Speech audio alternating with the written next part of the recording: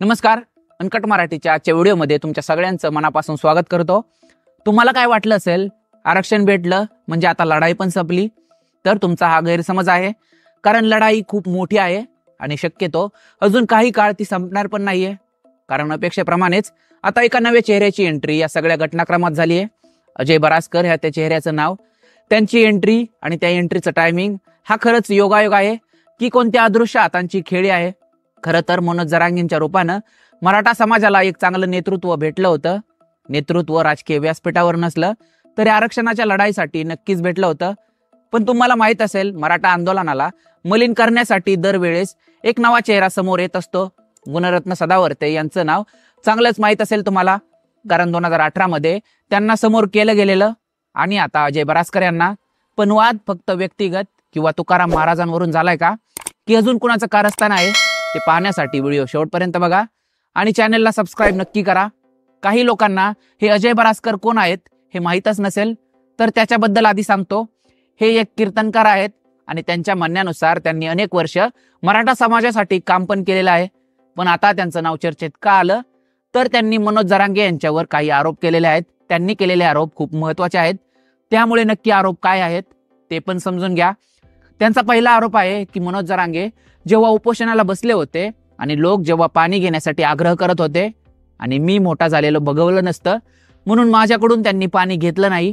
एकतर जरांगेंना पाणी पाजून हे खरंच मोठे होणार आहेत का, हे त्यांनी स्वतःला आधी विचारलं पाहिजे. वळूया पुढच्या आरोपाकडे. तर दुसरा आरोप आहे की मनोज जरांगे रोज पलटी मारतात. त्यांनी आजपर्यंत एक पण पत्र सरकारला दिलं नाहीये. तर तुम्हाला माहित असेल, मनोज जरांगे हे त्यांच्या भूमिकेवर आधीपासूनच ठाम आहेत. मुंबईमध्ये जे झालं त्यावरून ते संशयाच्या जाळ्यात अडकले होते, पण त्यांनी त्यांची चूक परत उपोषणाला बसून सुधारली होती. आणि तिसरा आरोप आहे की मनोज जरांगे यांनी कॅमेऱ्यासमोर सगळ्या मीटिंग करतो सांगून अनेक लोकांसोबत गुप्त मीटिंगा केलेल्या आहेत. खरं तर हा एकच आरोप जो आहे तो विचार करायला भाग पडतो. पण मनोज जरांगे फक्त अजय बरासकरलाच घेऊन या सगळ्या मीटिंगा का करत होते? इतक्या मोठ्या समाजासोबत उपोषणाला बसलेले जरांगे याच्यासोबतच कसं जाऊ शकतात? आणि त्यांचे आरोप करण्याचं टायमिंग जे आहे या सगळ्या टाइमलाईनमध्ये ते पण खूप काही सांगून जातं. नेमकं अशा वेळी आरोप केले जात आहेत ज्यावेळी सरकारनं विधेयक मंजूर करून कायदा केला आणि समाजाला आरक्षण दिलं. त्याच्या दुसऱ्याच दिवशी आरोप झाले. मी जेव्हा सोशल मीडिया ओपन करून पाहतो, विशेष करून जरांगे पाटील आणि बरासकर यांच्या संबंधाविषयी, तेव्हा खूप साऱ्या कमेंट्स मी पाहतो ज्यामध्ये लोकांनी या वादाचा संदर्भ सरकारसोबत जोडलाय. आणि जरांगेंनी पण बरासकर यांचा संबंध अप्रत्यक्षरित्या एकनाथ शिंदेसोबत आणि देवेंद्र फडणवीस यांच्यासोबत जोडलेला आहे. आता यात सरकारची भूमिका असेल का, असा प्रश्न पडलेलं मी एकूणच पाहतोय. पण सरकारला हे सगळं करून काय भेटू शकतं हे तुम्हाला 2 मुद्द्यात सांगायचा प्रयत्न करतो. तर सध्या मनोज जरांगेंची प्रतिमा अशी आहे की जरांगे जे म्हणतील ती पूर्व दिशा मराठा समाज मानतो.